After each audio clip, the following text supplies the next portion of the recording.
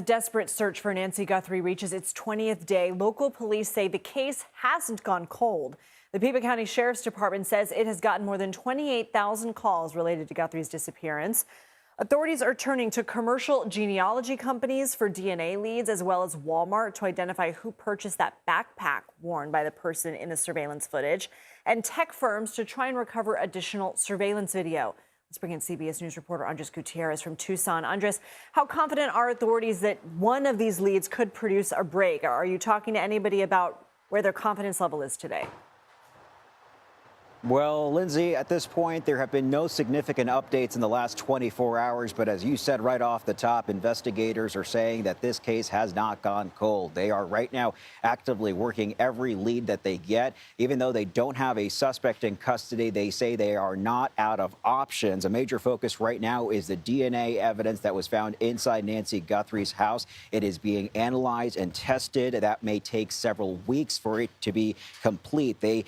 It's not believed that that DNA inside the home is from Nancy or her family. Remember, the family was cleared earlier this week. Investigators are also continuing to study that doorbell video. It is the single piece of evidence that they have of this individual that they're looking for. They're working to identify and trace the items seen on that man, including that backpack, the gun, and that distinctive holster. Right now, there are more than 400 FBI agents and sheriff deputies who together are working this case, and they believe it could be one piece of evidence or perhaps a call from a tipster that could break this case wide open, Lindsay.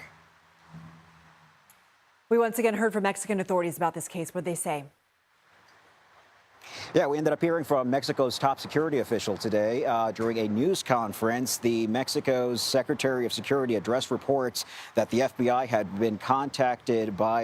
contacted Mexican authorities and whether there had been any investigative line pointing to south of the border. He said Mexican officials checked directly with the FBI after seeing media reports suggesting that there may have been activity in the neighboring state of Sonora. His response was clear that is not accurate, that there is no line of investigation pointing to Sonora. There is no joint investigative effort working on this case in Mexico. And he went further to say that there's no indication that Nancy Guthrie could even be in Mexico and that there is no lead suggesting that she was smuggled there south of the border. So at this point, Mexican authorities being very clear that there is no evidence pointing this case to their country, Lindsay.